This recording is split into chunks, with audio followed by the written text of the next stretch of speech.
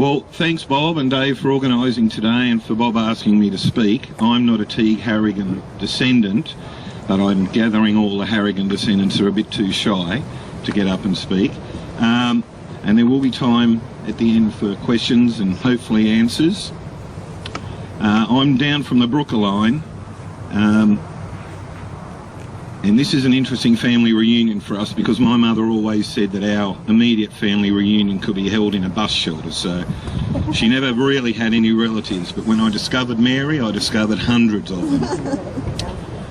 So I became interested in the family history generally about 12 years ago, and when I discovered the link to Mary Wade, the interest just escalated, and I think of all of the hundreds of ancestors that I've found, Mary, Teague and Jonathan are probably the most interesting, and there's always something that can be found, and hopefully there'll be some new revelations this morning for you.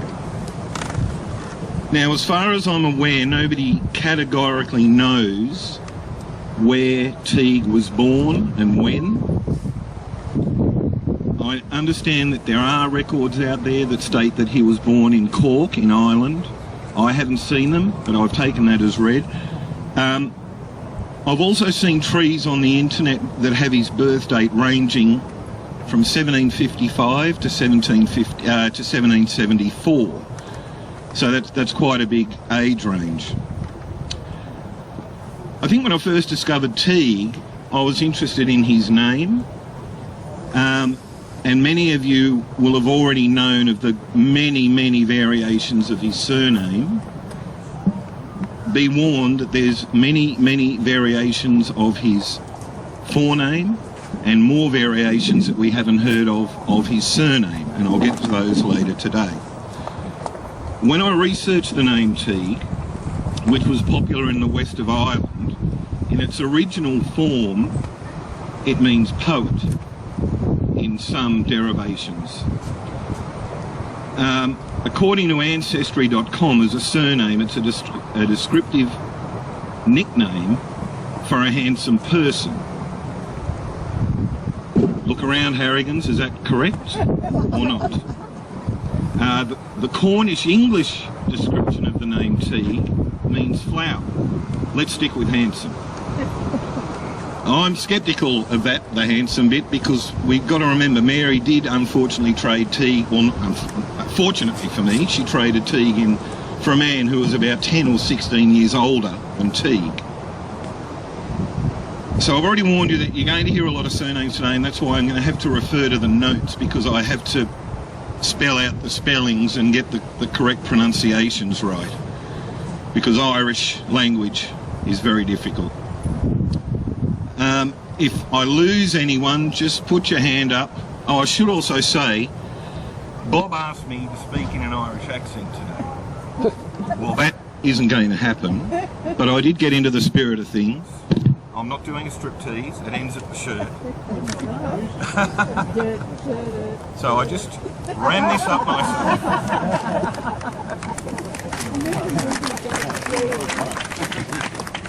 Do you think I could find a fancy dress shop that hired out convict uniforms? Okay, so the first part of today's presentation, I'm just going to go over the Teague story as most of us know it. Might be new for a lot of people. There's bits in there that some might not be aware of.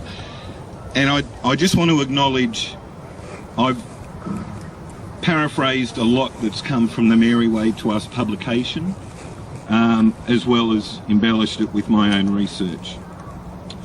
So on the 7th of August 1790, Mary Wade and her former partner in crime, Jane Whiting, was sent to Norfolk Island aboard the Surprise, and they were put to work in the gardens there to grow food and crops for the colony. It was about 12 months later that she began a relationship with Teague Harrigan, who'd arrived in Sydney in August 1791 aboard the Salamander, that was one of the 11 ships that made up the Third Fleet. Great. I'll have a look at that later for sure. So Mary came into contact with Teague and Jonathan roughly about the same time, but I think Teague got there a couple of months ahead of Jonathan, and so was probably the first to meet up with Mary. Because I think I read the other day that there were about 1,700 convicts on Norfolk at the time. Yeah. Now, Teague had been living in Bristol, and in 1789 he escaped a charge of having feloniously received a quantity of ribbon that had been stolen from a shop by two young boys named James Edwards, who was 12, and Thomas Griffiths, who was 14. He'd been arrested and committed to stand trial about 4 months earlier, and it was shown that he had two accomplices, a 16-year-old boy named John Pearson and a 33-year-old woman named Grace Cowdell. All three, that's Teague, Grace and John Pearson, were found to be in possession of the ribbon, but they hadn't actually stolen it. I suspect that Teague and the two others were in league with the other two, because the shopkeeper who owned the ribbon, his name was John Pearson. I beg your pardon, his name was Richard Pearson. Now, one of the five that had been arrested for stealing the ribbon or being in possession of it was John Pearson. At the same time, and all five had their charges dropped. So if the victim of the theft was a Pearson and one of the convicted was a Pearson, I suspect that the victim of the theft, in order to get his perhaps son off the charges, meant all five had to have their charges dropped. And those crimes rarely went unpunished. So it was rather surprising that he got off. But Teague had another problem. He couldn't keep out of trouble, and within a month he was back in prison in Bristol. And this time he was, this is what's known on the Mary Wade various sites and groups. He was charged with the theft of a woolen coat from John Proctor Anderson, valued at 20 shillings. When it came time to prosecute, one of the witnesses that gave evidence was named John Pearson. And that was the 16-year-old boy that Teague had been arrested with 4 months or about 8 months earlier by that stage. I'm assuming it's him. I suspect there's more to that story, but I haven't been able to dig any deeper with that. But I suspect maybe the two crimes were connected and the Pearsons played a role.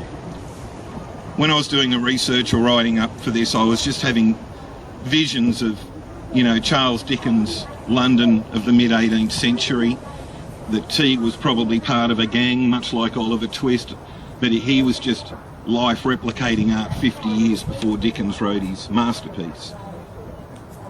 So Teague then sat in prison for about 4 months before he was found guilty of that crime, and he was sentenced to 7 years transportation in 1789, but it was about another 18 months before he was actually put on board the Salamander and banished to the colony. I think he probably sat in a prison hulk either at Plymouth or Portsmouth for that 18-month period. So it wasn't until midday on the 17th of March 1791 that two of the transport ships involved with the Third Fleet from Portsmouth appeared off the harbour at Plymouth and signalled to one of the ships that Teague was on that was all in readiness to leave the port. But there was a delay, and I think they went back to port for about a week, and then they finally set sail again. The London Times reported in March that the Atlantic, the Salamander and the William and Anne vessels put to sea again during the previous evening, and they hoped that they'd make a safe voyage to the colony. So the voyage itself took about 147 days, and you've got to remember the ships are probably no bigger than a Manly ferry, and they weren't just going across Sydney Harbour and back, they were travelling half the earth. So that trip took about 147 days, and there was about 150 other convicts on board. Records do seem to vary on that one. And they set foot on Australian soil in August 1791. Some records say 5 convicts died and 1 arrived sick, but other reports say that all the convicts were in a very sick and emaciated state. Now, a month after landing, Teague was sent to Norfolk Island on board that same ship, and he arrived on Norfolk in September 1791. And that was just 2 months before Jonathan Brooker, who was also on a ship of the Third Fleet. Now, there's no record that Teague and Mary ever married, but I do think, by virtue of the names of the children that Mary had, I think Teague was probably the first one that hooked up with Mary. Can I hand the loose pages to you? That's right. Yeah. Thanks, mate. Oh, there's another one coming. Oh, sure. All right. Now, just before Mary's 18th birthday, she gave birth to Sarah Wade, and that event was recorded as a convict child. So back then, they didn't necessarily record the name of the father. So you could speculate that it might not have been Teague, it might not have been Jonathan who was the father of that child. Excuse me. I think later on Bob's going to talk about DNA, or there'll be somebody presenting today about DNA, and I really think this is the only way of sorting this out.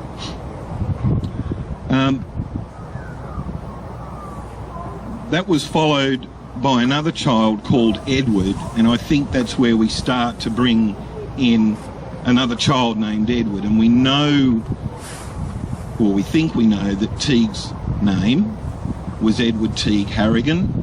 Different people have different combinations.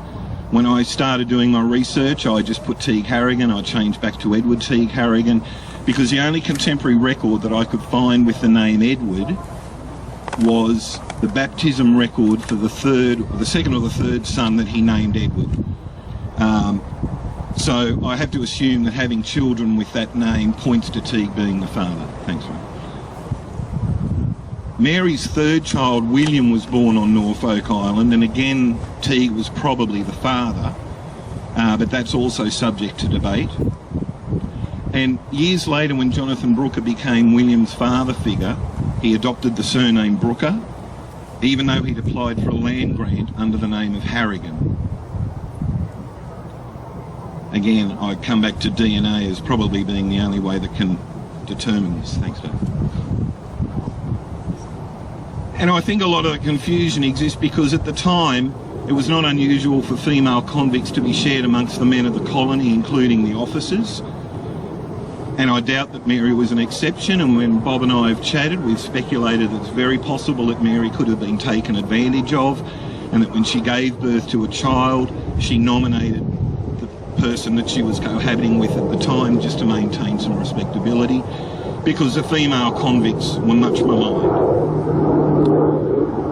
In fact, the Reverend Samuel Marsden applied the label of concubine to women who cohabited with men in New South Wales. I don't think Marsden ever went to Norfolk Island, but Norfolk Island was attached, it was under the administration of New South Wales at the time.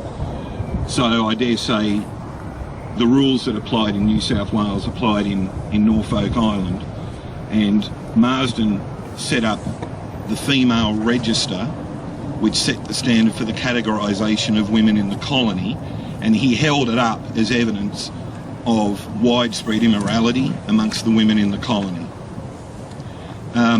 Wikipedia suggests that he used the term prostitute, but I haven't found evidence of that. And the term concubine simply in this example meant a woman that cohabited with a man, but who was not his wife. So the women of the colony, the early women of the colony, the female convicts that is, were perhaps unfairly labelled as being concubines or prostitutes. And in fact, when the Lady Juliana arrived with Mary on board in 1790, Lieutenant Ralph Clark was even more critical, lamenting the arrival of more damned whores. Now, Jonathan Brooker and Teague Harrigan had 7-year sentences, and if they behaved themselves, they'd be free by servitude by 1797 at the latest. Both men were known to be on rations until 1795, but not afterwards, so they must presumably have been self-supporting by that stage, or working for someone who supported them. Teague was granted his ticket of leave on Norfolk Island in October 1796, and shipping records show that he, Mary's 2 surviving children, and Jonathan Brooker all returned to the mainland in about November 1796 is when they returned back to the mainland. and that was a month after Teague was granted his ticket of leave. So obviously I think they were free to pack up and come back to the mainland. During his movements around the colony, Teague managed to lose his ticket of leave, and Governor Macquarie issued him with another one in 1812. You can perhaps create a story around that. Maybe it's just, I mean, a ticket of leave was a bit like a passport or your driver's licence. It was not something that you would just lose. So that, again, might sort of point to what Teague was like as a person, that he managed to lose it, or maybe he had a reason for losing it. Now, Mary was still serving her life sentence, and she was assigned to Teague shortly after he gained his freedom. The death of an infant named James Broker was recorded in 1799, and this was probably Mary's fourth child, but her first with Jonathan, even though she would presumably have another two children to Teague. Because in 1800, Teague and Mary were living in a tent on the western bank of the Tank Stream in Sydney Cove. At the same time, Jonathan Brooker was working for Dr. Balmain in Parramatta. I think all three of them had probably come into contact with Dr. Balmain on Norfolk Island, because he had been assigned there by Governor Phillip in November 1791. Dr. Balmain was a British naval surgeon, and he came out on the First Fleet, and he actually delivered a child on board a First Fleet ship. So he was clearly able to assist with childbirth, and I would have to think that he was involved with Mary's childbirths as well. And interestingly, it was Jonathan that was working for Dr. Balmain in 1800. Balmain was recalled from Norfolk Island back to the mainland about a year before Teague and Jonathan and Mary and the children left Norfolk. So and he set up house and business in Parramatta. So I have to think that he'd left Norfolk Island with an open job offer for Jonathan Brooker.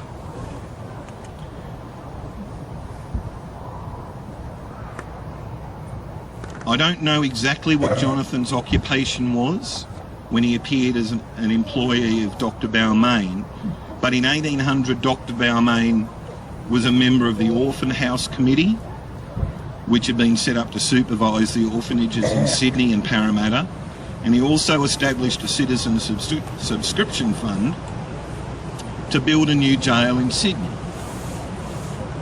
My feeling is that Jonathan, being a carpenter, he was probably employed by Balmain to help build the jail or the orphanage, or to do the maintenance of those. At the same time, Teague was working as a labourer or maybe a farmer, as he had been on Norfolk Island, and it's in this tent at Sydney Cove on the Tank Stream where Mary gave birth to two more children. Edward in 1800, he died in 1803, and in 1803 there was another child called Edward, and he was the one that, when he died, ironically, he was the oldest living native Australian. So Mary unfortunately lost two boys called Edward, but the third one became the oldest living Australian at the time, who'd been born in the colony. In 1804, Governor Philip Gidley King, who was formerly the Lieutenant Governor of Norfolk Island, set out the terms governing the assignment of convicts to free settlers. The settler had to sign for his assigned convict and was required to provide them with food, clothing and shelter for 12 months. The hours of work of the convict were set down at 10 hours on weekdays and 6 hours on a Saturday. The convicts could work for payment in their spare time, but the settler that they were assigned to had first call on any extra work that they took. No, you're right. So in 1806, a general muster reveals that Jonathan Brooker was now a self-employed carpenter and was now living with Mary. Her life sentence had been commuted to 16 years, and that expired in January 1805, which I suppose means she was no longer assigned to Teague and could leave him at any time she wanted. I don't know, I guess nobody will know exactly when Teague and Mary parted ways, but I would say it's at this time that you can write Teague out of Mary's life forever.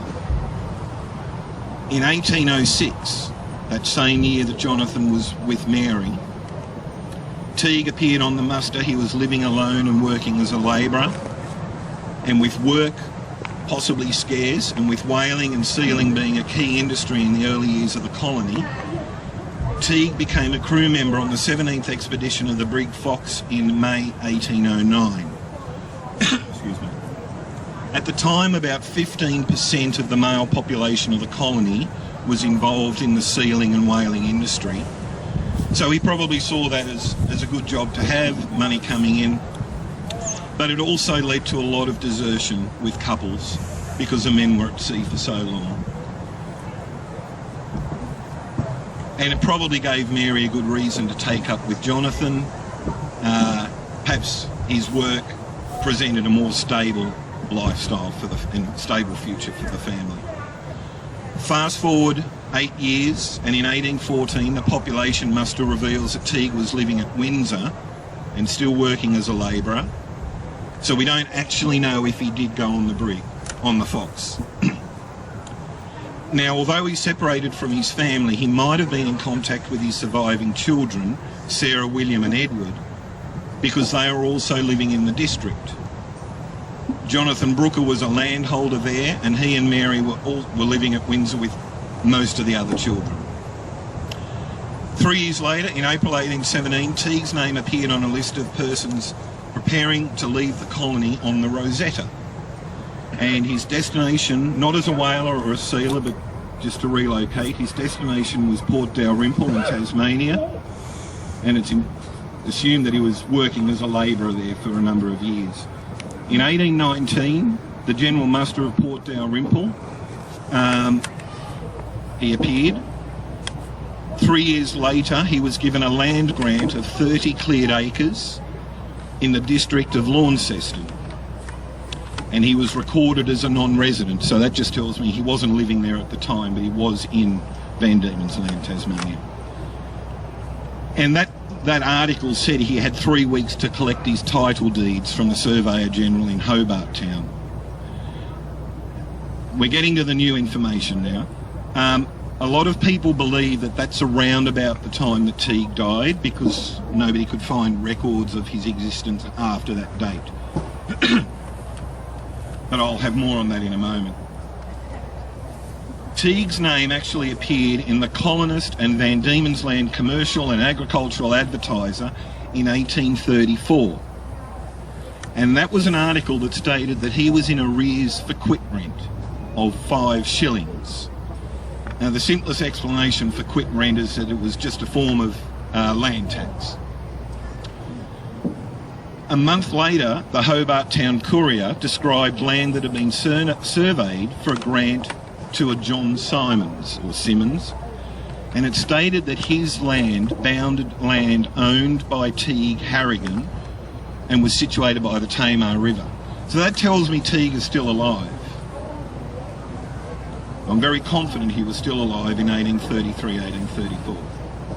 Thanks, Dave. So that concludes what we know about Teague to date. Is there any questions at this stage? No? Okay. I told Bob that for today I wanted to find some previously undiscovered information that could be revealed at today's reunion, and I think what I'm going to talk to you now about will be news to everyone, except for 1 or 2 people that I sent a copy of this to on Facebook this morning. But I don't think they're awake yet, they didn't acknowledge it. Okay, is Gail here? Thank you. Hi, Gail. In July, Gail Haynes sent me copies of some documents that her mother received from the Bristol City Council in November 2000 which relate to the 2 court appearances by Teague. I believe there are other documents that show he was born in Cork, but as I said earlier, I haven't seen those.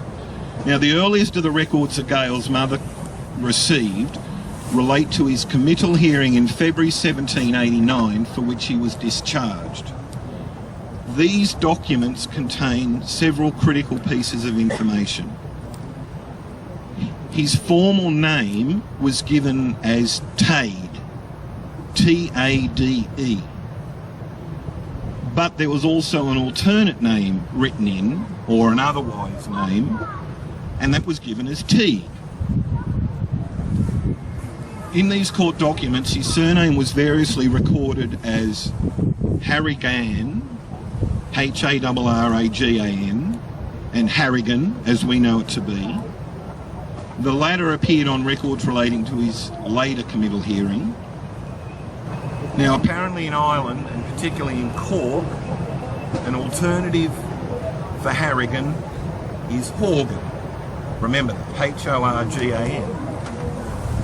According to the Bristol court records, Teague was Harrigan when he escaped the first conviction in February 1789, which, assuming he wasn't lying about his age like Mary Wade was at her trial, he was born in 1773 or 1774. The formal name spelt Tade on this court record intrigued me, and I'd wondered if anybody had scoured the records for that name as opposed to Teague. And in fact, there are so many variations for the name Teague. Do we all call it Teague? Pronounce it Teague? Yeah. Okay. That's a loaded question. There are so many variations for the name Teague or Tade, and one of those is Thady, T-H-A-D-Y, not Tade as it appeared on the Bristol records. And apparently Thady is very common in Cork. Now, another Gaelic alternative for Thady is Ty. Think of the former Sydney Swans player Ty Kennelly. And Ty, spelled T-A-D-G-H, can also be translated as Thaddeus, Theophilus, Theodosius, and it was anglicised as both Thady and Teague, pronounced Taig, T-A-Y-G. That's how you would spell it phonetically. Now, the English, for all these variations that I've just thrown at you, and I've got about 15 copies of the speech, if anybody wants a copy, or I'll email it. The English might use as an alternative to Thade, Tade, Thady, Teague. They might use Tim, Timothy, or Ted. And just to prove that point, I found some newspaper articles from the 1840s that show, they list some convicts, and it shows Timothy or Thady Hickey, Timothy alias Benson, Timothy alias Thady Benson, Thady alias Timothy Heaney. So there's anecdotal evidence that people called Thady were also known as Timothy. Oh, actually there's no window, I could probably just step it down. So maybe I'm drawing a long bow at this point that I'm saying that Teague is Thady and might be Timothy.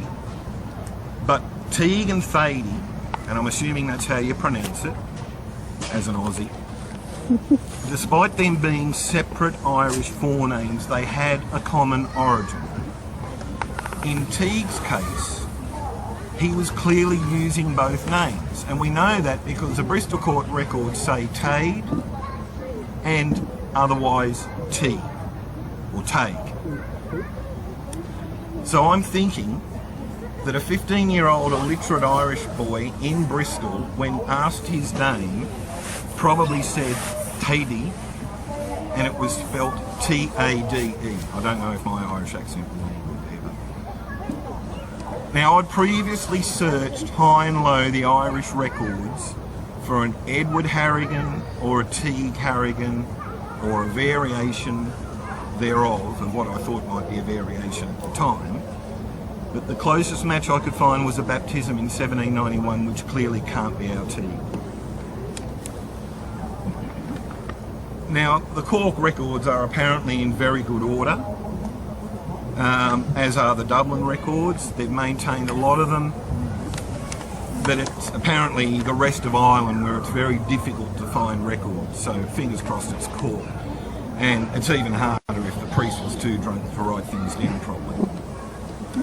So with those limited details on the documents that Gail provided, I asked an Irish genealogy expert called Kelly O'Callaghan. She's got a Facebook group, if anybody's interested I'll pass it on.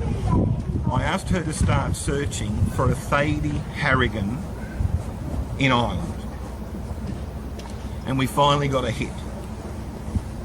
I can now reveal Teague's baptismal name, the names of his parents, his grandparents, the name of a brother who he never met, as well as the family of that much younger brother. I've got all of the copies of the church records here. I'm not going to read them out one by one because there's so many variations of the name. But what I can tell you is that at the parish of St Finbarr's in Cork, on the 3rd of September 1773, a boy by the name of Thady Horgan was baptised. His father was Darby Horgan and his mother was Mary Murphy. And they were said to be, it was transcribed as Ardnaculla, as Ardnahulla. Now, I can't find any place on Google Maps of something called Ardnahulla, but there's an Ardnaculla, which is about 160 kilometres to the northwest of Cork. So this might imply that Teague's family had moved down to Cork at some point. But there are other baptism records that have been written into the parish register as Ardnahulla, but I can't find out where that is. Ardnaculla is probably Gaelic for hills where the boars roam or the woods on the hill, but I cannot find any Gaelic translation for a place called Ardnahulla. So we need to investigate that. Now, in Ireland at the time, infant mortality was very high and families were encouraged, in fact they were reprimanded if they didn't baptise their children within a couple of weeks of being born. So if this baptism is Teague, on the 3rd of September, then we can assume he was born in August 1773. Now to further prove that this is our, I'm going to keep calling him Teague, it's what I'm used to.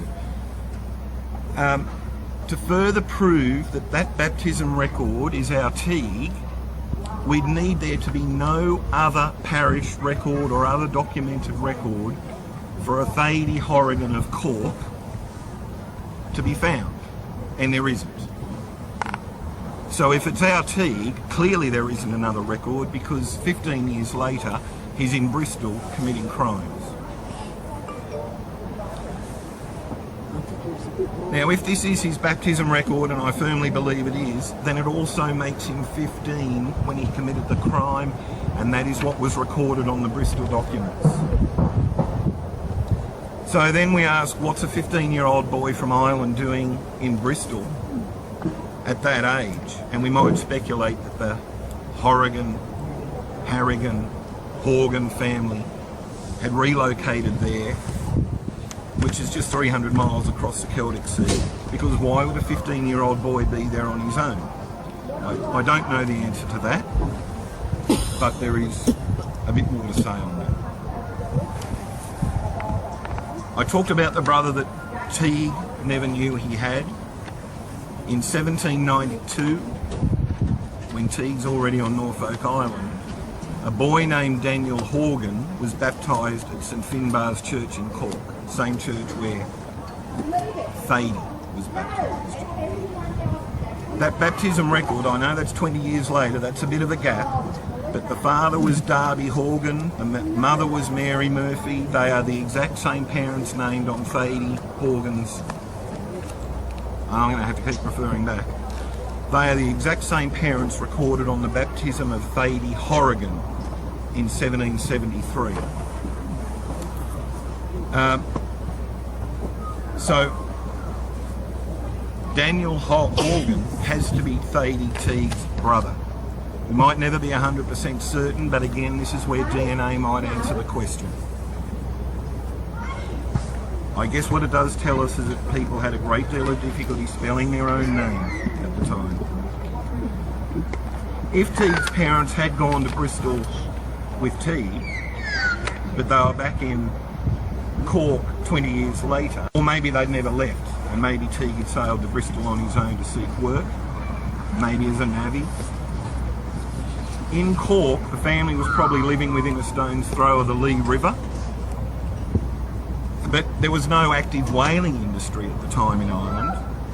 But we do know that Teague went on whaling expeditions, so it kind of tells me that he was familiar with ships and the sea, and perhaps he worked on trade ships between Cork and Bristol, and just got off, committed a crime, thought he'd hop back on, go back home with his ribbon and his coat or whatever, but it didn't work out. There are some sponsors named at these baptisms, and those names, despite their strange spelling, also link back to Teague's parents. I haven't found any other siblings for Teague and his brother Daniel, which I thought was pretty strange for an Irish Catholic family, particularly when the two kids are born 2 decades apart. I think the explanation for that is that the St Finbarr's Church records are missing between 1777 and 1789. They haven't been digitised. They might be there, but they're not available. So I'm going to speculate that Teague had other siblings, but we got very lucky finding Teague, because a couple of years later the records are not there. So we'll look at Teague's father, Darby. In Ireland, the variation of the name Darby includes Dermot, Demetrius, Demetrian and Dermot. He was baptised as Demetrium Horgan in 1756, and his father was recorded as Patritti Horgan and Maria Connor. Now, Patritti is just a Gaelic alternative for Patrick, which we know is a very Catholic, very Irish name. Darby, Teague's father, had numerous siblings, which would make them the uncles and aunts of Teague. I won't go through everything, except there were twins, possibly called Ellen and Maria, a Donatum. I feel like it's the cast of the Mutant Ninja Turtles. Another Maria, a Patricium,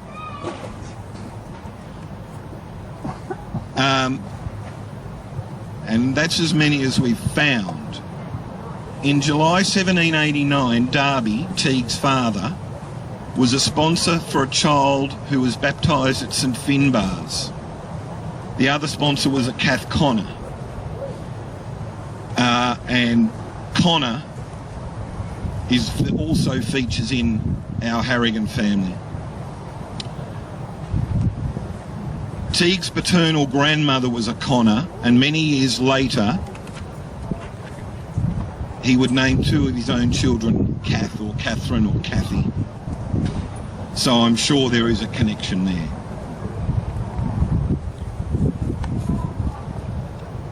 Prior to that baptism, a girl called Ellen Walsh was baptised at the same church. Her mother was Joan Harrigan, and the sponsors were Daniel and Mary Harrigan. Presumably they're related to Teague, but the sponsors, if they're the husband and wife, can't be his father's parents, because they're Patrick or Patritti or Patricium and Maria. Now that record puts Teague's parents in Cork in the same month he'd reoffended in Bristol. He didn't go to trial until October, so it's hard to believe that if his parents had been in Cork with him as a family, that while he's in jail, they'd go back to Cork to be a sponsor at a baptism. And there was nothing going on in Cork at the time, politically, that would drive them out of Ireland, and the religious conflicts were taking place 340 kilometres away. So I don't think Teague's parents took him to Bristol. I think he was probably working ships and going back and forth. Teague's mother, who was Maria Murphy, I've got her baptism, and her father's name was, here we go again, Gielmus, or Julimus, which in English is William, and the mother was Joanna Murphy. Teague's brother Daniel, who was born 20 years later, he married in the same area, and they had children, Mary, Dennis, Kathy, another Kathy, Patrick, which links into that patricium that I talked about, a Mary Ann and an Anne. Daniel, the brother, died in 1876. Daniel's wife died in 1867. In 1848, Daniel was living in a town called Mallow. And in 1851, he was in Scully's Lane in Mallow. And I'm just saying all of this so that you know it's down here, and these might be clues that help us connect the dots or join the dots. What I did do, I don't believe I've got Harrigan DNA. I firmly believe I've got Brooker DNA, so it's not going to help me to do it. But any Harrigan descendant that's had their DNA done, I would suggest you just plug some of these names into Ancestry on your own tree. If you want, if you don't accept the findings, that's okay. But plug them in, and if living descendants today in Ireland come up as a likely match, then that's the way of proving that this is Teague's family. I did plug some of those names into Ancestry just as a search, and I cannot find any tree on Ancestry that's tracing this family. So we found his origins. So what happened to him? I mentioned earlier that I believe that Teague was still alive in the 1830s, sorry. And the newspaper articles from 1834 relating to his quit rent arrears and the description of land that had been surveyed next to his own grant suggest to me that he was still in Launceston in 1832 or 1833. In New South Wales at the time, quit rent was rarely ever collected, and many grantees were frequently in default, and the office of collector was eventually abolished, and the responsibility for collecting quit rent fell to the Surveyor General, and shortly after that it became the responsibility of the Collector of Internal Revenue and then the Colonial Treasurer. Now that was in New South Wales. I presume the same issues happened in Tasmania, or Van Diemen's Land as it was, so the same rules applied, I would imagine. Now the amount that Teague owed, as best as I can work out, was probably a year, it was 5 shillings, but I think that's about a year's worth of quit rent that he owed. And I think they were probably paid in advance. So it's fair to say that he was up to date from mid-1832, which covered him until June 1833. And in fact, the newspaper article said that he owed it, he'd been owing it since June 1833. And I don't think, with money scarce and you're already paid up for the land that you're on, that you would leave it during that 12-month period. So I think he's still alive and still in Tasmania at that point in time. However, by 1846 it appears that Teague was no longer in possession of the land. In October of that year, the Launceston Examiner reported that William Fawcett owned land that had originally been allocated to a number of settlers, including Teague's 30 acres. Now, this article does not imply that Teague was dead, merely that he no longer occupied the land. He was part of our recorded history and our early recorded history. Any questions on that? I'm nearly done. People must be getting thirsty. I'm not going to go through much of this last bit because I also spent time, Bob and myself and a few others on the Facebook group have debated for ages why the name Edward. Why was this insistence that there be a child named Edward? And we thought, well, it probably came from Teague's name because his name was Edward. Well, it wasn't. That was his nickname. I'm not convinced that's the case. I think the English version of Teague or Thady or Tay was Edward or Ted. And Thady might sound like Teddy, which becomes Edward, and I've seen examples where